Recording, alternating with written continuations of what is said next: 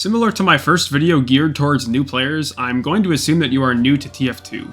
If you're an experienced player, this information will be mostly old news to you, but you are certainly welcome to watch anyways. With that being said, welcome to Team Fortress 2. At the time of recording this video, we are in what seems to be a golden age of tf2. Valve actually did something about the botting problem, banning an estimated 16,000 bots.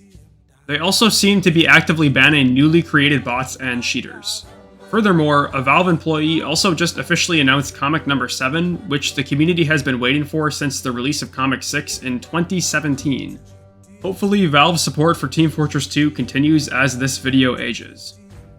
If you are unfamiliar with the botting crisis, I won't go over it here, just know that it is a great time to be getting into Team Fortress 2 because casual is bot free. Anyways, let's move on to the tips.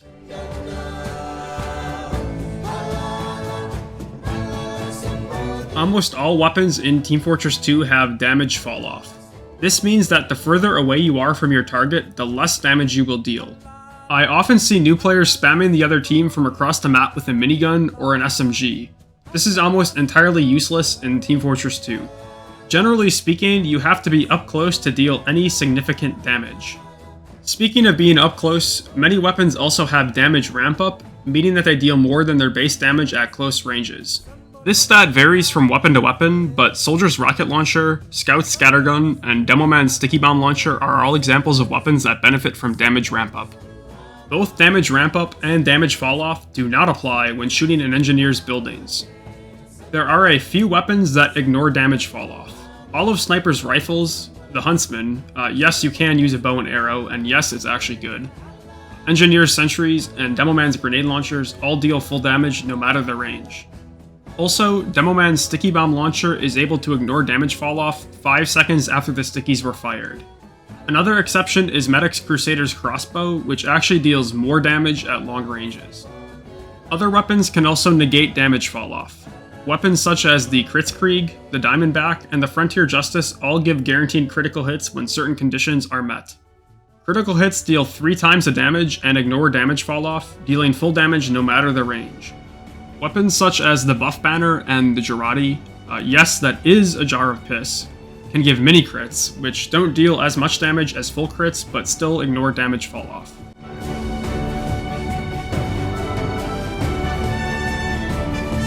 A random crit is just a regular shot that randomly gets promoted to a fully critical shot, meaning it will deal 3 times damage and ignore damage falloff. As you might be able to imagine, this benefits classes such as Soldier or Demoman, who can one-shot most classes with such a projectile. By default, random crits are enabled in Team Fortress 2. In both Valve and League Competitive, as well as many community servers, they are disabled. Random crits are a somewhat controversial topic in the TF2 community for a plethora of reasons that I do not have time to talk about in this video. Long story short, Valve's silence on the subject means that they are probably here to stay. Despite the name, random crits are not truly random because the chance of receiving one increases based on the amount of damage that you have dealt recently. This is a bit of an oversimplification, but basically the more damage you deal, the higher the chance of getting a random crit is. This tends to award experienced players who are already doing well, and punish newer players who are probably not doing well in the first place, and then they get one-shot by the veteran soldier player.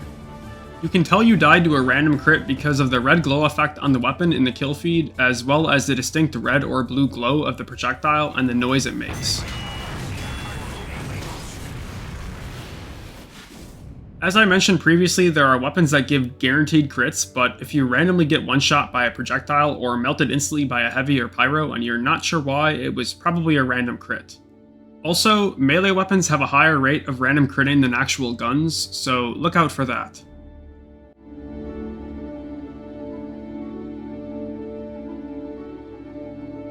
Speaking of critical hits, many first-person shooters have a headshot mechanic because coming up with interesting new gameplay mechanics is so last decade. Team Fortress 2 is actually unique when it comes to headshots. Certain weapons do get headshots, but most do not. All of Sniper's primary weapons deal headshots, but not his SMGs. Spy's unlockable revolver called the Ambassador also deals headshots, but none of his other revolvers do. Headshotting with most of the sniper rifles deals a critical hit that functions the same as I've already described. Spy's Ambassador also deals a critical hit, but Valve nerfed it a while ago, so it still suffers from damage falloff. The Ambassador is currently the only weapon in the game that has damage falloff on critical hits or mini crits. No other weapons in Team Fortress 2 deal extra headshot damage. Shotguns, pistols, syringe guns, rockets, flamethrowers, grenades, you name it. None of them deal extra headshot damage. In fact, on many weapons, aiming for the head is actually significantly worse than aiming for center of gravity. This is most relevant with shotguns because aiming for the center of gravity allows for the most pellets to hit. This segues into crosshair placement. In many first-person shooters, it is ideal to place your crosshair where you expect an opponent's head to be, so when they enter your line of sight, you can instantly headshot them. While aiming for the head is still ideal for Sniper and Spy when using the Ambassador, it is not relevant for other classes. The ideal crosshair placement depends on the class you are playing, as well as the weapon you are using. For example, as a soldier using a rocket launcher, it is best to aim your crosshair at your opponent's feet so that you can hit them with a direct rocket. If you miss by a little, you will hit the ground near them and deal some splash damage, as opposed to the rocket flying by the target harmlessly, or you aiming at their head. The soldier has the shotgun as a secondary weapon, with which the ideal crosshair placement is the opponent's center of mass. As a Demoman, aiming above head level is typically ideal at longer ranges because his bombs travel in an arc. Another exception is Medic. When a medic is healing a teammate with his medigun, he doesn't need to track the teammate. The medigun will aim for the medic once he has put the beam on the teammate. This means that medics should do their best to be aware of their surroundings, keeping an eye out for spies, bombing soldiers and demos, and any unhealthy teammates in need of a crossbow.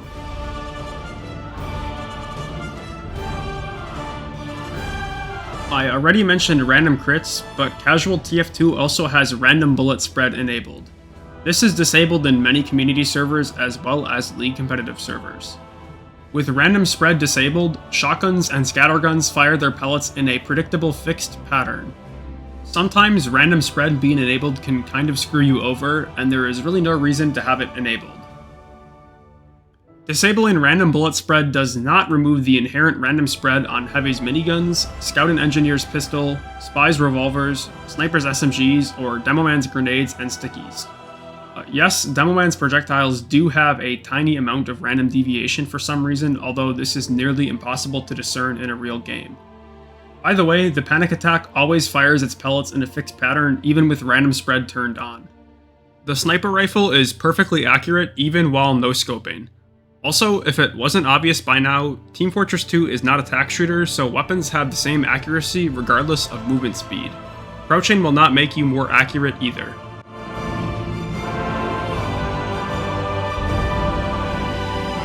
Compared to many other first-person shooters, Team Fortress 2 usually has a relatively slow time to kill, but there are a few things that can instantly kill you. As I have already mentioned, many weapons boosted with critical hits can kill you basically instantly, but in a server with random crits turned off, this is a somewhat rare occurrence. There are 3 classes that are able to consistently one-shot all classes: Sniper, Demoman, and Spy. Sniper is able to deal enough damage to one-shot many classes with a single quickscope headshot, which deals 150 damage. Unlike many first-person shooters, TF2 incentivizes snipers to stay scoped in for a long time. Sniper rifles all have a charge mechanic, where the damage dealt slowly increases the longer the sniper is scoped, up to 3 times the damage after being scoped for 3.3 seconds with the default sniper rifle. This means that the sniper can one-shot headshot any class as long as he is fully charged. When a sniper is scoped in, he leaves a team color dot where he is looking, so keep an eye out for this. Since Sniper can one-shot you from across the map, sometimes the only counter is to stay out of his sightline. The Demoman can also one-shot all classes, although it requires a bit more setup than Sniper. His sticky bomb launcher is able to place sticky traps that he can detonate at any time by right-clicking. Generally speaking, 3 sticky bombs are able to one-shot most classes, although 4 will pretty much guarantee the kill on everybody except for Heavy, who can survive given the right situation. As many of you already know, the Spy is able to backstab his opponents, killing them instantly. In order to pull this off, he has to sneak up behind you and left-click on your exposed back. Or does he?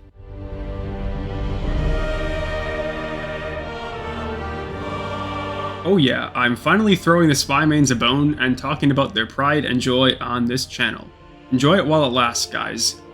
If you are unfamiliar with TF2, then someone needs to warn you about Trickstabs so you don't fall for them.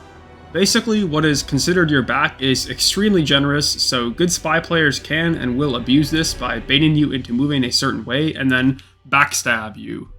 There are tons of different types of Trickstabs, but they basically all involve influencing your movement into allowing the spy to have a split-second window to backstab you. Some of the most common Trickstabs include the stair stab, where the spy jumps on top of you and backstabs you. Despite the name, no stairs are required, the spy just needs to be a tiny bit above the victim before jumping over their head. Another one is the corner stab, where the spy turns the corner and expects you to follow him hugging the corner, and then he comes around the corner wide and backstabs you. There is also the matador, which is the tf2 equivalent of breaking someone's ankles. If you are intrigued, you will have to look elsewhere on YouTube for this, since I can't really elaborate much more. I am pretty terrible at spy. My advice to you is this: avoid being in melee range with a spy at all costs. Do not chase a spy with your melee, shoot him with your gun. Lastly, spies can also surf damage to pull off a trick stab. This is known as a surf stab.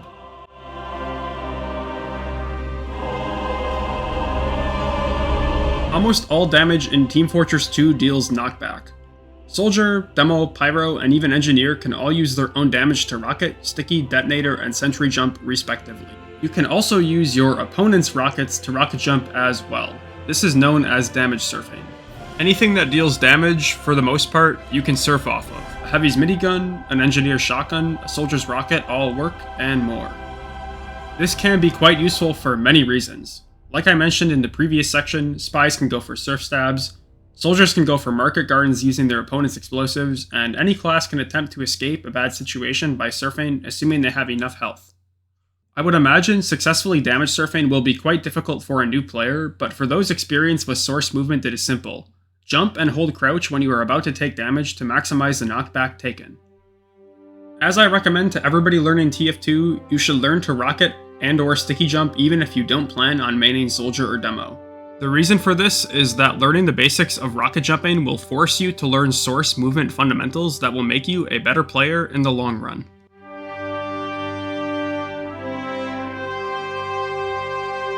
Health is arguably the most valuable resource in Team Fortress 2. There are many ways to lose health, and only a few ways to reliably regain it. When it comes to healing, the medic is by far the strongest and the most reliable. Medic has two meta-defining abilities. Firstly, he can overheal his teammates, giving them an additional 50% of their total health that will slowly decay over the course of 15 seconds with the stock medigun. This is incredibly powerful because a single competent medic can overheal his team before a round starts and essentially increase his team's health by 35 to 40%, greatly increasing his team's chance of winning a team fight. I've talked about critical hits already in this video, but the medigun can also deal critical hits. There is a hidden mechanic in TF2 called crit heals. Basically, when a teammate has not taken damage for about 10 seconds, the medic will heal that player at up to 3 times the speed. This applies not only to healing, but also overhealing. Really good players will avoid taking damage and get crit heals as often as possible, but in a casual environment, the easiest time to take advantage of this is at the beginning of a round, as well as on spawning teammates.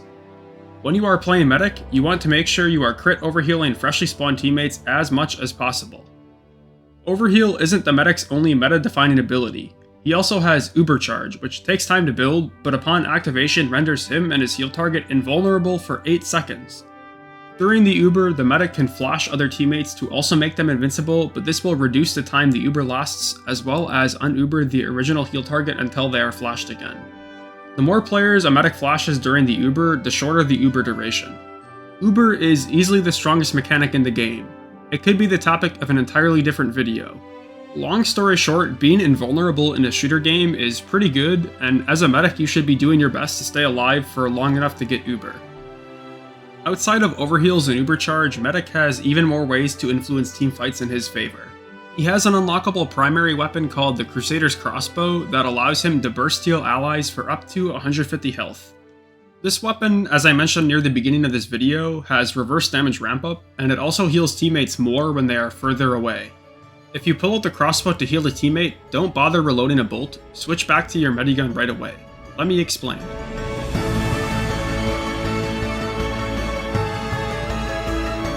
Some weapons in TF2 have a hidden stat that allows them to reload themselves automatically when holstered.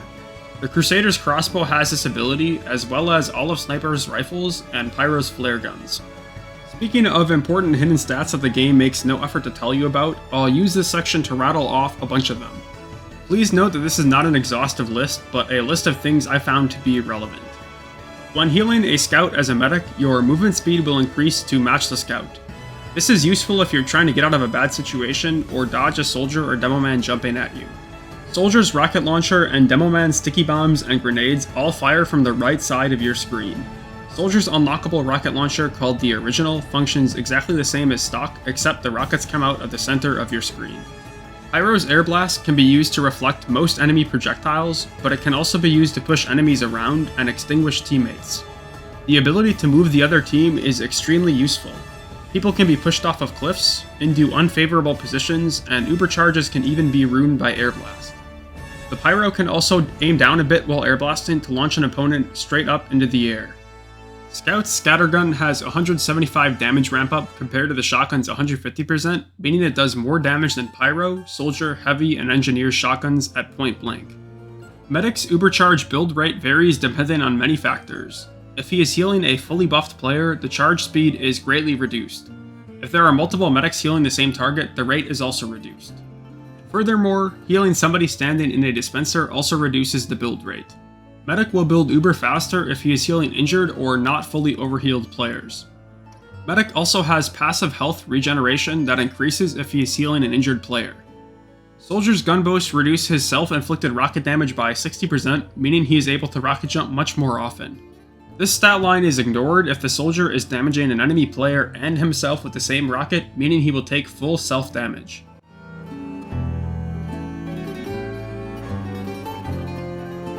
tf2 has a lot of unlockable weapons, and even if you don't have most of them unlocked yet, you might feel intimidated by the plethora of options. These many options are part of what makes tf2 a great game, so I would encourage you to explore the arsenal and find weapons and playstyles that you enjoy. That being said, if you can't decide on what to try, remember my anecdotal rule of thumb: when in doubt, default. In tf2, the default weapon that is equipped in a slot is typically one of, if not the strongest weapons. There are a few exceptions to this, such as the Crusader's crossbow or the Wrangler, which are pretty much always better than the stock item, but again, this is a rule of thumb, not a law. The exception to this rule is melee weapons. Almost all classes have very useful utility melee weapons. Running the default melee is not ideal on most classes, except for Spy and Demoman. Spy's knife can backstab, so it is really good, and Demoman doesn't have any great melee weapons, at least when it comes to stock Demoman. Demo Knight is a different story. Using Soldier as an example, why use the boring stock shovel when you could use the disciplinary action to give you and your teammates a short speed boost? Or you can use the Market Gardener and get flashy critical kills. Normally, I end these videos with, well, that is pretty much all I have to say, but I actually have so much more to say. tf2 is a fantastic game with tons of depth, but I have already dumped a ton of information, so I will end the video here. If this is or is not something you would like to see more of, please let me know. If you have any questions or want something clarified, just leave a comment and I will do my best to reply. Anyways, I hope you enjoyed the video. Excellent work, everybody. Oh, what? He's alive right there? Dude, wait, what? Holy shit. Like, try. I Wrangler bombed into them and I saw Wait, that teleporter.